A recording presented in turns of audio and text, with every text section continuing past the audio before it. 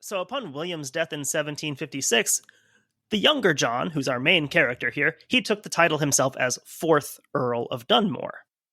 So by this point, 1756, that's a year that might jump out to, early America history buffs with the 7 Years' War.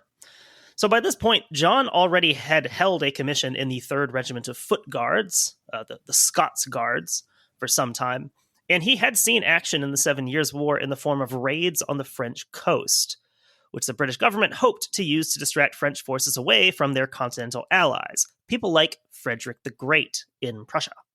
I can't remember, is the French Indian War technically just a theater of the 7 Years' War?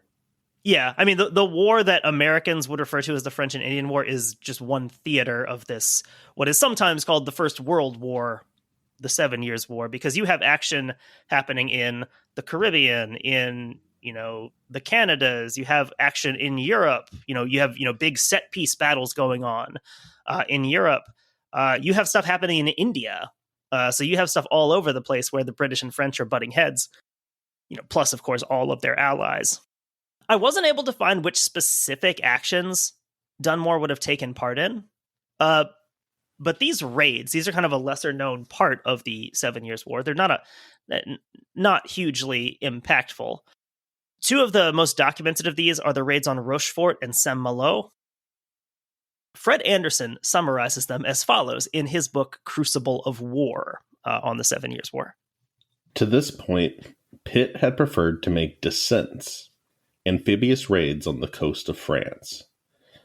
These had proven less successful than he had hoped, for although they tied down thousands of French soldiers in shore defenses, they were risky, difficult to execute, inherently indecisive, and unpopular among the officers assigned to lead them. The most recent descent, a raid in June on the Breton shipbuilding port of Saint-Malo, had destroyed a great deal of French shipping, but gained little else. Its commander, fearing a French attack, had withdrawn without even attacking the town. So as pointed out there, these are high risk, pretty low reward operations. Officers don't really want to do them, the people who have to actually lead them in person. There's a good chance of losing a lot of good soldiers, a lot of good Marines, a lot of good ships for very little reward. So yeah, it feels like sort of like a Viking raid without the pillaging and taking of things. The fun part. An ethical Viking. Just again, like Britain, same thing that you see later on. Britain never really has, big overwhelming numbers of soldiers to put onto the continent. They're sort of letting, your Frederick the Greats and people like that do the lifting on the continent while Britain deals with France elsewhere. Obviously, the Prussians aren't directly there. The Prussians are also primarily fighting the Russians. Again, everyone's involved with this. Is this the Sharp books, or is that later? No, that's later. At this point, like 1760s, 1770s, a lot of your people who are, generals by the time of the Napoleonic Wars are sort of, your low-level lieutenants and stuff. Like John Moore, for example, John Moore, who's killed at the Battle of Corunna in Spain in the Napoleonic Wars. He has experience fighting in the Revolutionary War. But anyway, this is something that Dunmore would have participated in. But after leaving active service in 1758, Dunmore served as a Scottish representative in the House of Lords from 1761 to 1774. However, he won't physically be there for all of that time because, due to some shaky financial investments, maybe he got a little too into crypto, he found himself in need of a salaried position, which, of course, if you're in the House of Lords, you don't necessarily have. You're kind of just expected to have money. That's true. It's just part of the game, isn't it? Being a rich asshole.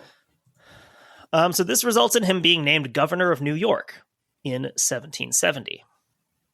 This is only possible with like the empire functioning at full volume, though, because what ends up happening if like you're not just passively making money is you end up basically how all of the elites were in the colonies after the Revolutionary War, where you're land rich, but like cash poor, like how Washington never had money. It is funny how he had some land. That's about it. It is funny here how Dunmore basically becomes governor of New York out of desperation.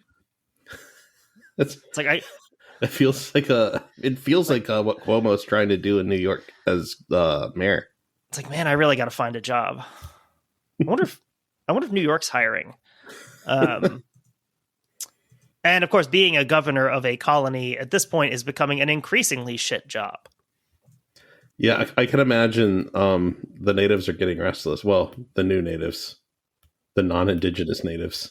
The non-natives are getting restless.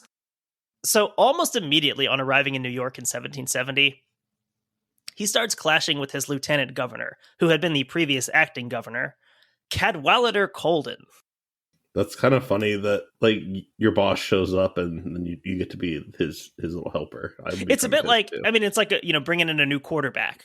Last year we didn't do great, so we're going to bring in a guy and we're going to, move you down a spot. At least that used to be how things happen. Now I feel like when quarterbacks lose their starting job, they just go to a new team. Yeah. But anyway, the epic name of Cadwallader Colden. Cadwallader is a name that needs to come back. He's an interesting guy name-wise because, Cadwallader, like he's got a Welsh name. He comes from a Scottish family and he was born in Ireland.